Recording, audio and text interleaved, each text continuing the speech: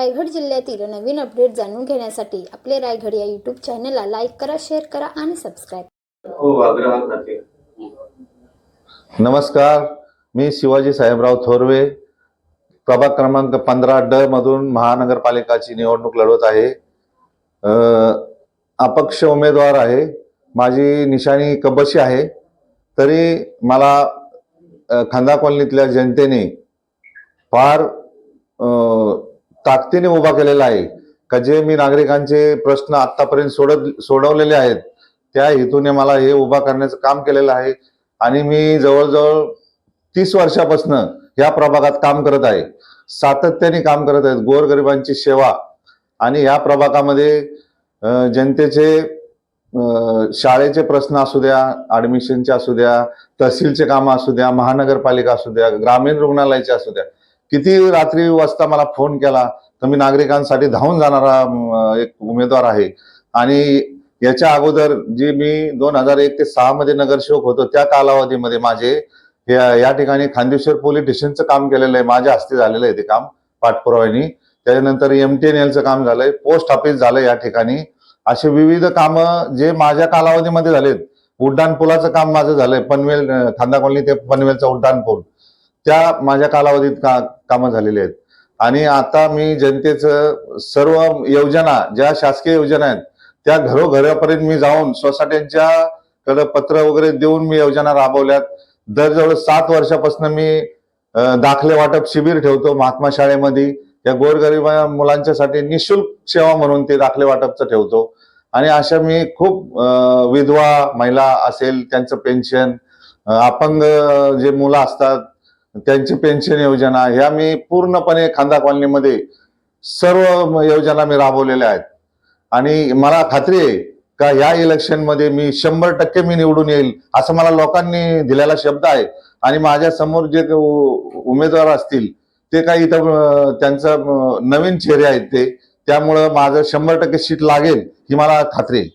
लोकांचा कसा प्रतिसाद लाभत आहे प्रचारादरम्यान? प्रचारामध्ये एवढा चांगला प्रतिसाद आहे का लोक सांगतात साहेब तुम्ही जे काम केलेले आहेत आमचे ते कामाला आम्ही कधीही विसरणार नाहीत. इथं माझ्या ऑफिसला येऊन सांगतात, फोन करतात आणि मला सांगतात नाही तुम्ही काम केलेलं आहे, आम्ही तुम्हाला 100% मतदान करू.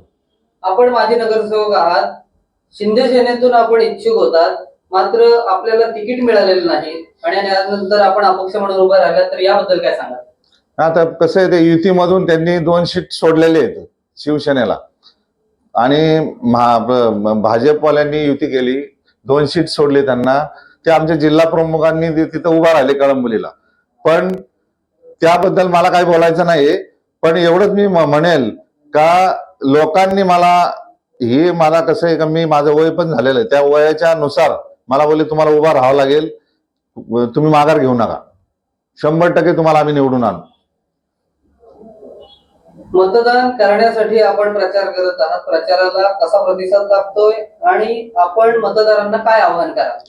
मतदारांना एवढंच आव्हान आहे का मी एक गरीब कुटुंबातला माणूस आहे आणि गोरगरिबांची सेवा गेले 30 वर्षापासून करतोय मी. माझ्या नावावरती घर नाही, गाडी नाही, कुठलंही काय नाही, प्रॉपर्टी नाही. मी आज पण भाड्याने राहतोय. नगरसेवक झाल्यापासून मी फक्त सेवा करत आलेलो आहे. लोकांनी, जनतेने मला हे माझं काम, माझी प्रॉपर्टी कुठली नाहीये, लोकांनी मला निवडून देणार आहेत हे शब्द दिलेला आहे. खांदा कॉलनी परिसरात अनेक विकास कामे आपल्या याच्यातून करण्यात आलेली आहेत, तर याबद्दल काय सांगाल?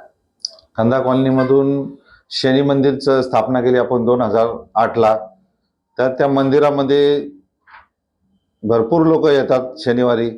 तर मंदिर आम्ही तिथे रक्तदान शिबिर, आरोग्य शिबिर असे चांगले चांगले उपक्रम मंदिरच्या माध्यमातून राबवतो.